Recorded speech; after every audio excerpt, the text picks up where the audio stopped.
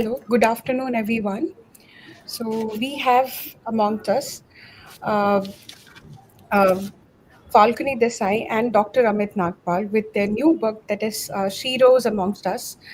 Uh, and it's such a well curated personal accounts of women, which deals with really inspiring stories. Let's hear from them. So what are their personal thoughts? What are the what which hero has inspired them behind this book? And I welcome both the authors. Uh, and To begin with, I think let me introduce both of them. Uh, so let's start with the fellow Shiro amongst us, that is Falguni Desai. She is a distinguished, she has distinguished 20-year career across various sectors, and now she's working as a CTO, that is Chief Technology Officer, and she's leading the team with developing new products. And coming to Dr. Amit Nagpal, uh, he's a he's a personal branding and storytelling coach. He has over 2.5 decades of experiences as a teacher and practitioner of brand management and media marketing. So I have a question first to uh, Falguni ma'am. That first, how does it feel to be part of uh, this entire? Of course, we have to discuss the term that is sheroes, and uh, but then how does it feel to be part of this community called sheroes, and how does that work for you? Uh, what are the inspirations behind it? And of course the same questions goes for Dr. Amit Nagpal, that who are these women that has inspired you, who are actually real life sheroes in your life? Yes, what do you? So, from my side, heroes as a concept is how do I call it? I initially when I started writing the book, I didn't consider myself as a hero. There are women who have achieved far more than what I've done in my life. So if you look at the book itself, there are like 32 women, including myself, who have been covered. Their stories have been covered.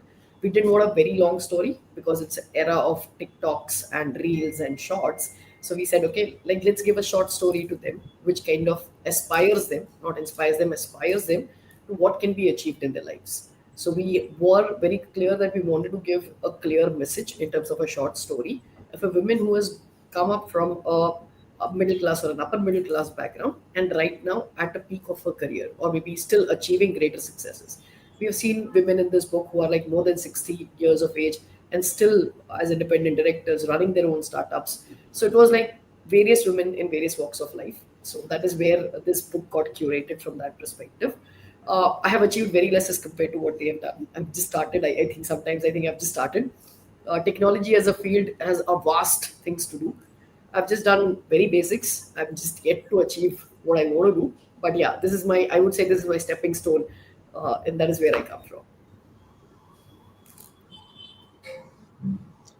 Yeah. So, like you were asking, who are the real life heroes in my life? So, I'm reminded of two women in the family itself. My own mother was a thought leader for me. In 1975, she was raised in a very, you can say broad-minded environment because she was raised in National Defense Academy. My grandfather was a professor there, so she was raised in that environment. But then she was soon married to someone in a small town, or my father in a small town. And in 1975, she was driving a scooter in that town, and there was no woman driving a two-wheeler in those days. Forget about cars and so she was in that sense always ready to do new things, and she was an inspiration from that angle. My elder sister also, she had some health issues. Her height was less than 5 feet. She was educated in Hindi medium school in the first 5 years of her schooling, and today she teaches at modern school Barakamba Road in Delhi, where people like Indira Gandhi are alumni. So I think I have two heroes in the family itself. That's very interesting to know. And what better than a Women's Day to talk about these real women and real stories? And yes, I think I would want to know, while you were assembling all these stories, was there any story which touched you? When I was reading, I think a story that personally, of course, it was very pinpointed. Nothing felt to be too long. Uh, but I think one story that was really interesting. Of course, all of them we cannot uh, weigh one story to be better than others, or we cannot do that.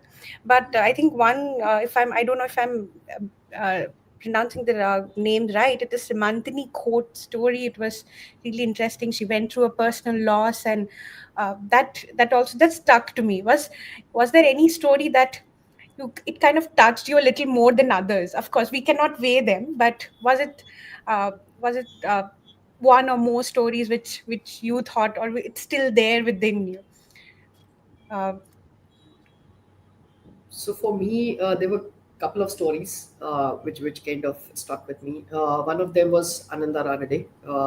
She, as I said, age is not a barrier. It comes from her. She started a startup in terms of HR neatly at the age of 55. So that kind of struck with me. That kind of thought that okay, age is not a barrier. That is one thing that I learned from her. I could resonate with one statement which Anisha's mother made to her, saying that if you want to take control of your life, you need to be financially independent. That quote being made 20 years prior to what we are talking about, that also again, not even the Shiro, but her mother making a statement which impacted her life was a statement which actually kind of gave me that. So these are the there are few statements which are made from everybody of them. If I go back to Kriti Makhija's story, and I did the same thing, that she used to travel a lot during work. And she said that, okay, I used to ensure that I leave on Monday and come back on Friday so my weekend was with my family. I thought, yeah, I also used to do the same things. So I thought that there were few things that each of these stories had, which kind of stuck with you at that point of time. Simantani quote is way above the stories. You can't even compare yourself that what is she doing now and what she has done so far in her life in terms of working at the grassroots level, which none of us can we can just think about it. Being a farmer, actually still doing that at this right. age is something that is too good. I wouldn't even I don't even think what I can't even reach over there. But yeah, these are the few things that kind of stays with me from each of the stories. Right. So I think we connect with stories at two levels. One is the relatability, where you find the person has a similar story. Maybe in that, from that perspective, I would say I connected with Jaya Bhateja's story the most. So we had some amount of similar struggles in childhood. In terms of admiration, like you were talking about Simantini Khote's story, so Simantini's story is really an epitome of courage. She is a woman who has, gone to jail at the age of 17 during emergency days, fighting for Banjara, community rights. So that is really, exemplary courage. And her father standing, by and saying, okay, whatever my daughter is doing is right, and so that father daughter, this thing is really really admirable. And similarly, there are some like Arpita Agarwal's story. She's traveling to foreign countries, but she doesn't for official visit, but she doesn't go for sightseeing because she wants to come back home and look after the daughter. So I think that kind of sacrifice, women often make, and that is really inspiring.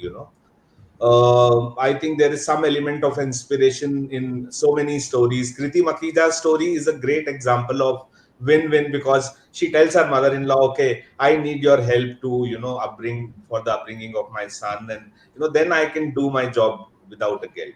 So I think she created a win-win, and there was harmony in the family. So there are different elements of inspiration in I think each story. Yeah, and it also has these pictures of these women. It does feel real, and you are actually seeing them. And Right. now you can also imagine all the turning points and those things. That is what I found really interesting. That how everything was so pinpoint, and how they struggles and turning points that was also mentioned.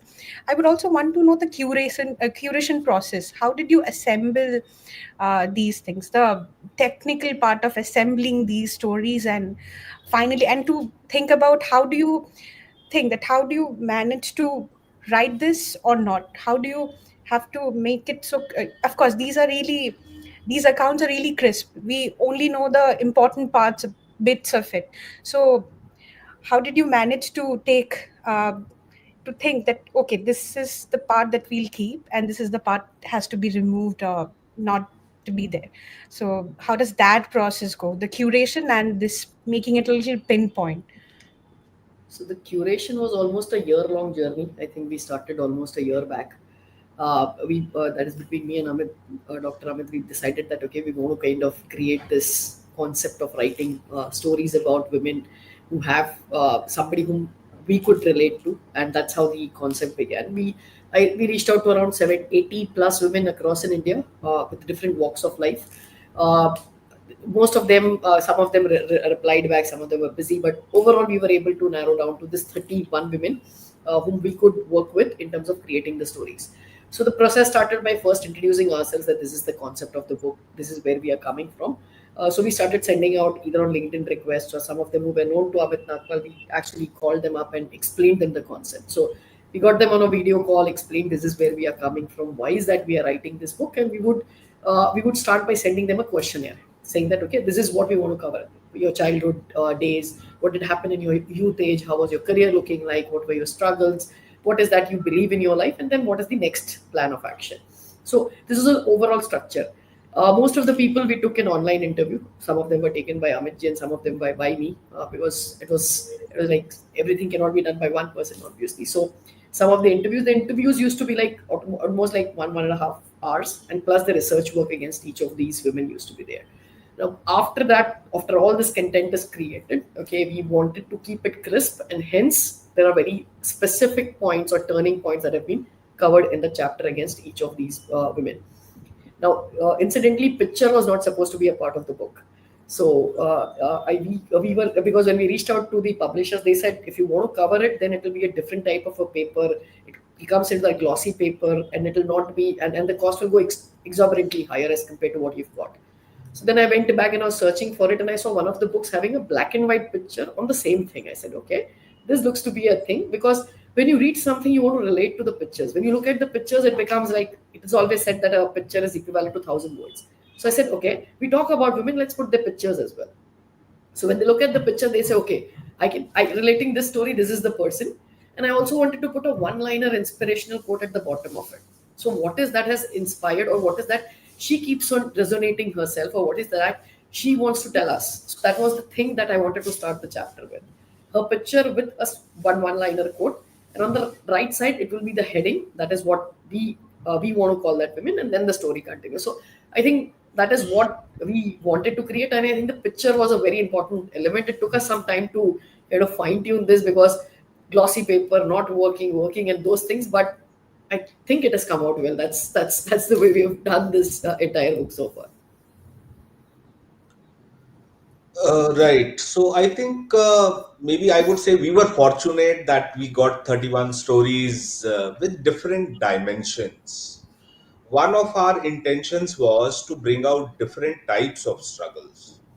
Jaya's struggles were very different. I mean, she had two siblings who had serious physical challenges, and father was traveling, so she has to look after the siblings. So her struggles were very different from maybe Simantini's struggles, who was studying in village schools. So we wanted to bring struggles of different variety, and how they overcame those struggles. So I think in that sense we have a huge variety. Of course, we made some conscious effort also that we should take some stories from the corporate world, some from the non-profit sector, some who are startup founders. So we made the conscious effort also, but I think on the whole the universe also blessed us with the right people and the right combination of stories. Yes, I think these stories, and of course, the idea of adding the pictures just enhanced a lot. I mean, the readers could also picturize these women by just looking at them, and even they relate to these different kind of stories. And even if they are not relatable, they can understand what goes in a world which is a little different than them. I want to talk about, because there are women who are startup founders and mostly working women and now achievers.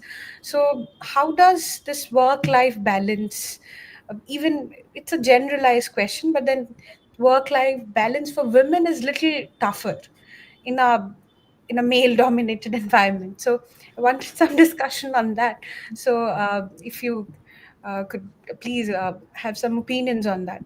It's again, it's even if we are say in 2025, we still have discussions on how to balance the personal and work life, and it's way more difficult. And again, even if somebody is way too invested in their work life, they are, the working women are questioned that if they are at all taking care of their family. And then again, if they are invested more into their family, and their work ethics are questioned. So that balance is really difficult to achieve. But then again, can if you could share your perspectives on this.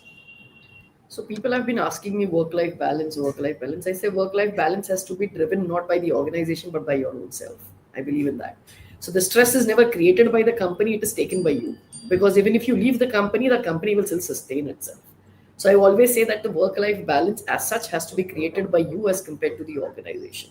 That's one thing. Secondly, work-life balance as a concept doesn't only exist with women; it exists with men as well. I've seen my husband who Right. works like 14 hours a day, 14 hours every day, just to ensure that.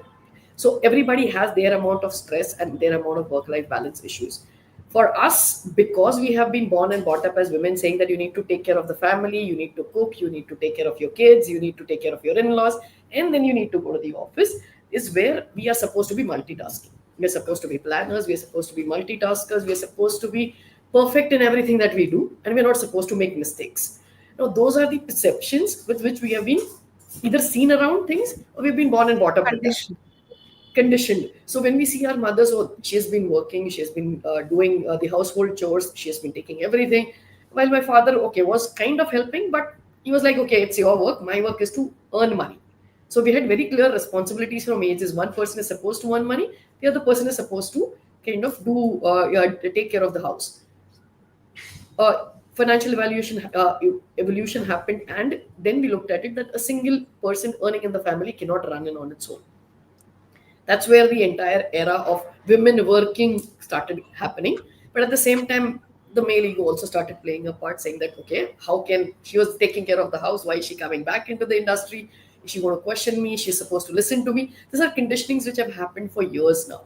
So I would say a work-life balance, again, as a concept for me, works because we are too of the belief that we want to be perfect, we want to take care of everything of ourselves, we still want to feel guilty and we don't want to ask support. So I would say go out as Kriti did or as Divya Momaya Shah did. See, she's written a book about how her mother-in-law, she's written a book on her mother-in-law saying that how she has helped Divya to create her own startup. She's a CA herself and now she's grown in that organization. So if you look at all these women's stories, everywhere there has been an extended family who has supported them. Right. So work life balance can only be achieved if you ask for help around support in your family and don't take guilt about anything. If there is something that is going to get missed out or dropped today, we are the women who will take back a guilt or we'll say, oh, I could have done this better. That is where I think the conditioning kind of needs to change. I think that is how we can achieve a perfect, and I'll never say it's a perfect work life balance, but a better work life balance is what I'll say.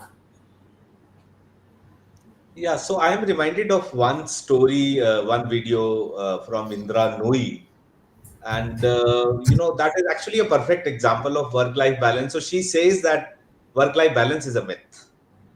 At the best, what you can do is you can juggle between the different roles.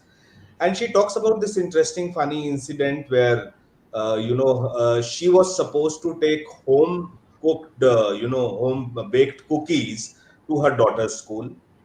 Now the daughter calls up at 8 a.m. Mom, are you ready with the home baked cookies? And Indra says, okay, she has forgotten. So the daughter says, I had put it on the fridge. Why did you not look at the fridge?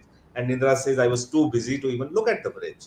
So what she does, she calls up her cafeteria and she says, okay, you have to arrange some home baked cookies, something similar to home baked cookies, They arrange within 45 minutes. So they arrange that, they pack it in a silver foil. So she goes to the school, delivers that, and then comes back to office. Now, she says that this is not a perfect example of work life balance because I had forgotten, I had not baked the cookies at home. So, at the best, what you can do is, you can juggle. And I think, like Shiro's, if you look at it, there are like 15 board members, there are startup founders, there are coaches. So, actually, everybody is in that sense at the top management. Right. Now, the work-life balance struggle is, I think, till the time you are in middle management, you can balance. After that, you have to juggle. So that would be my take. Interesting. Um, I think I have few questions on because we are talking about many women together. I thought that there should be a question on female comradeship. That is, female, the sisterly bond, or say, that's again something that is projected as something negative. That whenever we talk about female friendship or female comradeship, it's always looked at a little negative way. But there are, I think, absolutely beautiful female friendship or sisterhood that is celebrated. And I think this entire I think book is also kind of celebrating that sisterhood together, that even if they are from a different background, different struggles, they're striving all together in this uh, uh, in this in this one way of being a woman, if not together, but in a community of being a shiro, or strong women. So what's your take on that? So again, I'll go back. I had read a book where it says that how all this thing started. So it was all about the seven guilts that women carry. Okay, and one of the conditioning that again, or a perception that we have given is that women are gossipers. That's again a very huge concept that we carry, and women can't stay together. Okay, so and then an example being, oh, a husband is always between a wife and a mother-in-law because these two women cannot stay together. The perceptions, these are again things which have been going on or conditioned over generations. Okay, the other thing that we always, yeah, we have always been told is, oh, the women can't do things. So these are perceptions which are created. Okay, I've seen women friendships also, but we don't show them in the media. What we show them is gossips. What we show them is the in-laws and the daughter-in-law and the mother-in-law fighting. But they don't The show fights Divya and Momaya Shah's mother-in-law, who has always been supportive of my mother-in-law. I've been in a joint family. I stayed with my in-laws for like 21 years of my marriage. I've been with them. My daughter has been born and has been brought up by them. So they've always been supported over there. But we don't have those stories. We go back to Ekta Shah's, Ekta Sharma or Ekta Kapoor's story, sorry. the Ekta couples, Kapoor's story, where we see, okay, the mother-in-law is all doing the some fast things. forward drama. Saas Bahu drama is all that and we love drama. Indian people love drama. So that is where I think there is a friendship. And even to that effect, Karan Johar adds more flavor to it, saying that two actresses cannot work together. So these are all The cat perceptions which fights are and built. Yeah, there are cat fights and there are perceptions which are built, and we believe in that. Today I've seen men gossip more as compared to women, but we are always spoken about women gossip more. Okay, we never bring up those concepts. So till the time these perceptions exist, there will never be examples. There will be examples, but we'll follow more of perceptions because we are conditioned that way. There is a lot of female friendships. There are a lot of female mentors available, but again those perceptions, again those things. I think journey has started, but yeah, it is more about perceptions as compared to anything else. To be very honest, that's what I feel. Yeah, so continuing from what Falguni was talking about, whether it is sensationalism, excessive dramatization, creating hype. Sometimes, media can do that to get the eyeballs and the TRPs. And then I think that has started changing in a big way post 2006 when Facebook, Twitter, or social media arrived, and there has also been the rise of alternate media, which can be digital platforms or so many other platforms which are bringing these untold stories. I mean, when Divya Mamaya's mother-in-law has been so cooperative, she has written a book on it. Why is that story not out in the media? Why only the mother-in-law daughter-in-law rivalry is out in the media? Because I also say, I think I'm reminded of one line which I wrote that balance creates no story. So if everything is balanced, if everything is going right, then there is no story to tell. So if the mother-in-law, daughter-in-law have a good relationship, then what do you talk about? What is there to talk about? But I think what is there to talk about is the untold story and the people who are breaking those stereotypes, or so those stories have to be told. Maybe when we do that on film or cinema, then we do a little bit of dramatization, but those stories also have to come out. Right. I think we see more women supporting women off the camera than on the camera, if I can put it that way. And yeah, talking about breaking the stereotypes, I guess that's a really common question. I was thinking of a question on this, that how do you feel about women now breaking the stereotypes? Has the situation changed so far? What do you feel about after all these informations that you have gotten? So is it still, or is it actually an achievable dream that they have already broken the stereotype, or is it yet? I think with generation millennium, which is they've already broken the stereotypes. There is now no more stereotypes to be broken anymore. I think they have done. If women can think about everything, as already they have ventured into it. Okay, our generation started with, so which is Generation X, which is us. We started that journey, but if you look at millennials, they have already gone in inroads into different fields. If you look at India specifically, engineering and medicals were the two fields when we started. When it was only we could pick up one. Where technology was a field which was unexplored by women, but if you look at it now, if you look at Bangalore, 80% of the women are also in technology today as we speak. Can The you can people be who have one of the example of? yeah, technology. Yes, I can be. I was one of the, in Gujarati at least, I was one of the female who went into where my parents came from a teaching background. I was the one who went into technology. So yeah. So you've seen that they've moved into different paths in different ways. So the stereotypes are already broken. Okay. But it's just that there's still some areas which we need to work upon. But I don't think there are any more stereotypes which are existing where a woman, if she plans to go, she will not be allowed, or she will not venture out. I think there is venturing out, and they are taking that step. So I don't think there is any more stereotypes existing. They're doing everything and anything under the world right now. Yeah, so I think in terms of breaking the stereotypes, we see women maybe driving a three-wheeler or even a bus for that matter. In Kerala, you can find so many other examples. There can be, like, instead of postman, you will have a postwoman. So, most of the stereotypes have been broken. Now, one thing which is surprising to me, now let's take the profession of HR. Now, HR is a profession which is highly dominated by women. So at a lower level or even at a middle management level, you will find maybe 70% are women. But if you look at CHROs, now the shocking thing is at the CHRO level, you still have 70 to 80% men. So even in HR at the top, the representation of women is much lesser. So, are women not getting enough mentoring or, enough opportunities for the top management roles? I think that is the next thing, where we need to work together. That that could be something that I think should happen within few years. Um, I have another question, that is,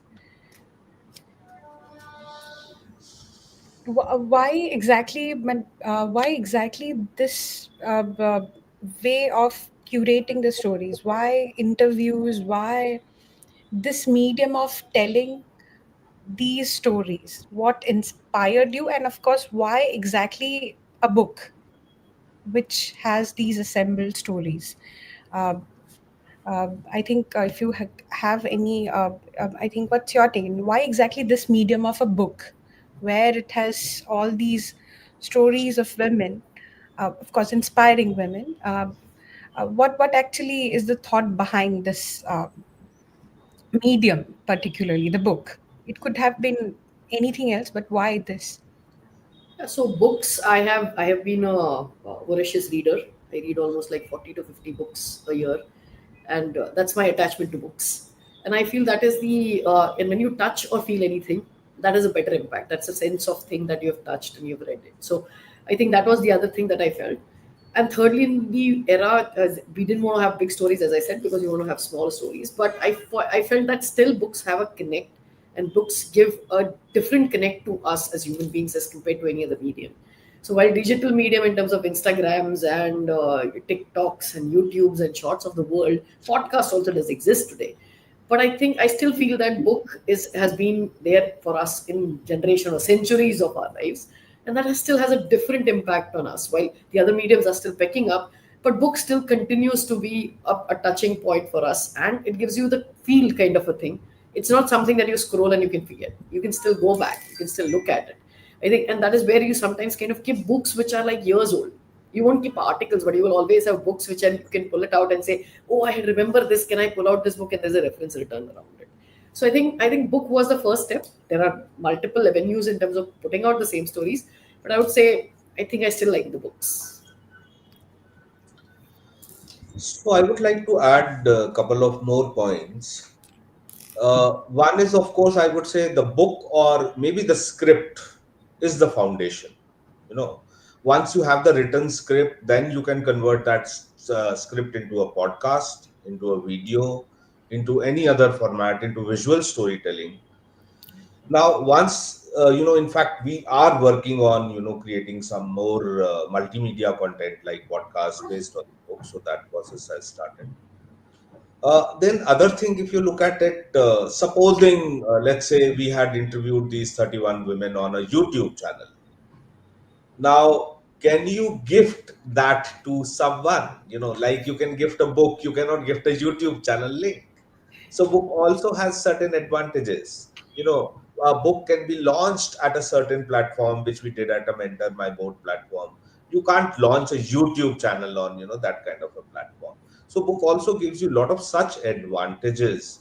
Some such strategic advantages which you may not have with other options or platforms. But the book now can be converted into podcast, videos, and other multimedia, what we now call as transmedia storytelling, so that people can get, like, I had a childhood friend who would never read books and who would always prefer to watch videos. So yes, it should be available in different formats as per the preferences of Yes, so one can say this book is just the base and more to come everyone. for this.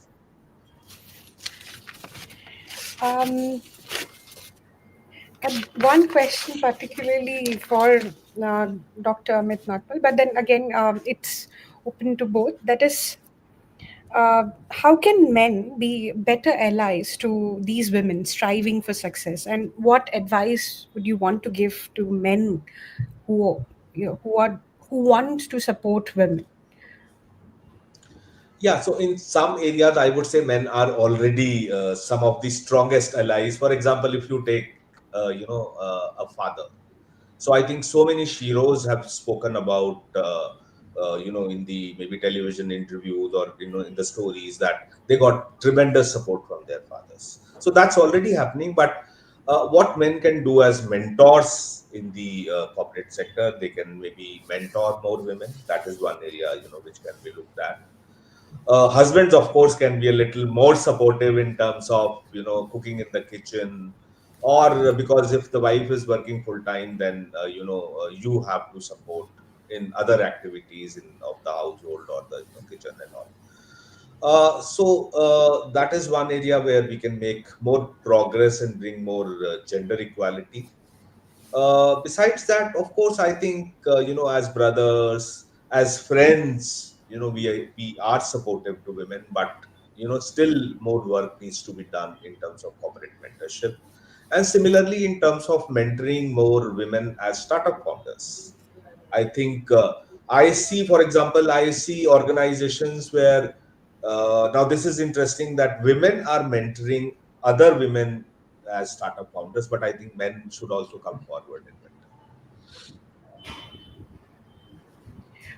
I think when men are supporting women, it's very important to see that when they are supporting it, they should that should not come from a authoritative point of view. That as somebody who is at the higher end and is wanting to support, but should be from an ally point of view, that they just are equals and trying to support they are trying to support each other. I think that uh, that could also be uh, one of the a part of it. So yes, I think. What about? I also want to know what if these women had, lesser family support or any other strength that they gotten from the, say, the people around. What if we have stories where fathers, brothers, or even, say, friends, they have supported, and that's one of the reason they could achieve what they could. But what if they had absolutely lesser amount of support or strength system that they got from the people around? What would be the case then? I was just curious to ask about it. No, support, any kind of support, may it be family, may it be husband, may it be in-laws, or may it be even extended families or cousins or friends to that effect, is a basic human nature. You cannot survive without support. It's a society that we survive in. Okay, so if support helps them to grow much faster, I would say. So if there is a support, you would be, rather than putting 8 hours on a work, you could be able to put some extra hours to achieve what you could have achieved faster. So you would be able to grow much faster if you have a support. Having said that, if the support doesn't exist, it slows down, but it doesn't stop. If a person has the capabilities, doesn't stop them to grow in the organization or grow in their careers. But yes, a support system gives them the confidence, and for a woman, it specifically takes off the guilt that I'm not giving the time in terms of family, and I'm giving more time towards my work. So I think that guilt feeling is one thing that women carry every day.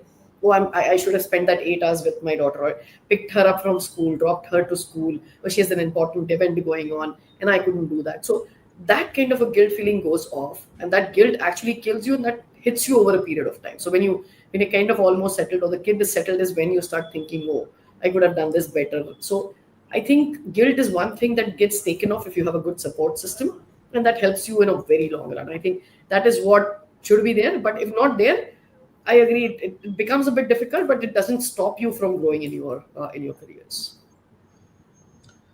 Yeah, I think I am reminded of Jaya's story in this case. Now, she did not get any tremendous support. So, at one point of time, what she decided was to take charge of her life and her story. And I think that is very important. Unless you take charge of your life, nobody else is going to come and solve your problems, whether it is men or women. Right. So she decided, okay, I have to move out of this small town. I have to, work in a bigger place, learn, take charge of my life, do something for my own career also. And, she has been doing so much for the family. Now, there is some, former teacher who tells Jaya, okay, you come to Bangalore, there are so many opportunities. Now, that initial, guidance that, okay, come to Bangalore, that giving that psychological, confidence also. So she went to Bangalore, worked in, couple of companies, and then she started, uh, moving into bigger organizations and finally becoming a coach. So I would say sometimes these small helps also go a long way, and especially when you have taken charge of your life, even small help can, really take you places. I think in one way or the other, almost every Shiro, as far as I remember now, has talked about, maybe Gauri Devi Dayal talks about her husband, or even there is this lady who has started that Falguni was talking about this entrepreneurship at 55. So she also talked about how her husband was very supportive when she had this son who was needing regular blood transfusion. So I think everybody has talked about some support system, whether it was coming from in-laws or husband, or maybe corporate mentors or whatever. But these were like major support systems, I would say. Sometimes even a minor support or minor encouragement, or tip, or guidance can also take you places if you take charge of your Right. So, just have one larger generalized question again. Uh, that is, can books or stories like this uh, bridge this gender inequality? Can books like this or stories like this uh, actually bridge this gap between men and women in professional or otherwise? in generalized environment? How would this bridge the gap? Can it? If, is That's a very vague and generalized question. Sorry to ask that, but what is your take on? Uh, Gender inequality is still, according to the studies, 134 years down the line that we can achieve that. This is a research which says so.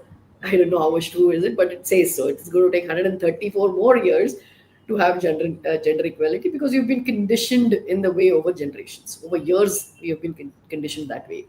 To bring in gender equality, we have to start from the grassroots level, from the way that you are born and brought up. In the family, everybody should be treated equally. We shouldn't have like a separate female school, girls school, and a boys school. It has been there for, in India at least, it has been there.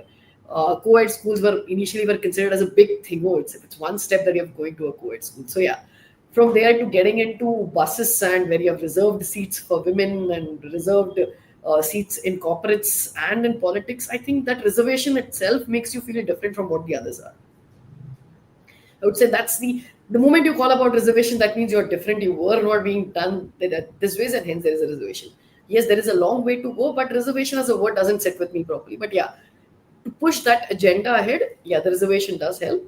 I think this book, when we wrote about it, was more about creating a support structure for the women, or the people, or the women who are getting into the professional world and they need some support from that field. So let's say from my family, I was the first one to get into technology. I didn't have any person whom I can ask that, okay, in a professional world, what should I take care of, do's and don'ts, or in technology, what are the fields, infrastructure, application, architect. I didn't understand those words, which I learned on the job. So while my mentors helped, but they were all men actually. But I would rather have a support, or maybe a mentor whom I can reach out to. So this book was more from that perspective. It's more about giving a support structure to the millennials and the generation Z or X, or the baby, or the new generation which is coming into the professional world. If they want anybody to reach out to, these are the women who have already done that. And if you want to aspire to become one of them, you can reach out to them for support or look up to them as well. Yes, I think still there is a long way to go, in the sense that maybe, let's say, Delhi and Bombay women have got equal opportunities. What about the villages? What about the smaller towns? Still there is a long, way to go, or a lot of work has to be done. Same way, in some ways, in fact, maybe I would say even Western cultures or Western countries have a problem. America never had a female president, for example. In India, we still had Indira Gandhi, or we still have, a lady president of the country, or the prime minister. So we have been better than them in some ways also. Uh, I think, this, like Falguni was talking about the conditioning part. Now, the conditioning is something which takes generations. You know, that conditioning of, having a son, and even I have seen so many families having four daughters or five daughters because they want a son. That conditioning, maybe it will take 2 3 generations to go away. So I think I heard a very very tragic story where, this she had narrated her own story in a camp, where she shared that, I was the third daughter in the family, and nobody wanted a daughter, of course, and so she started acting like a son.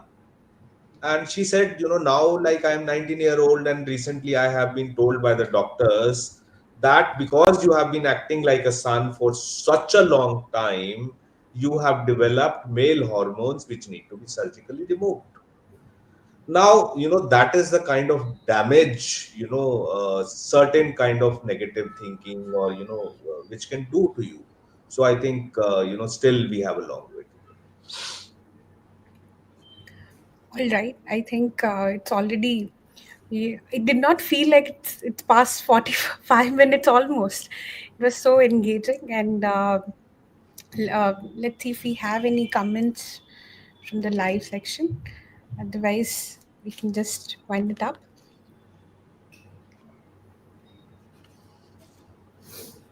Let me just,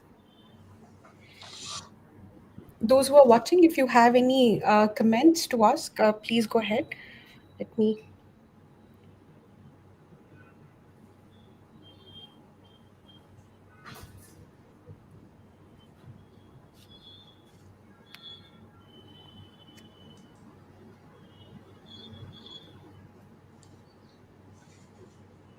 There are no comments. Yeah, okay. So let's just wind it up. So, yes, thank you so much. It was such an engaging discussion on women and their achievement, and these real women and the real stories, and the curation process that went behind it. And and again, like, what better day to discuss these things than Women's Day? But having said that, these stories should be there even beyond just the Women's Day discussion. This discussion should go on every day, and not just because it is an International Women's Day celebration.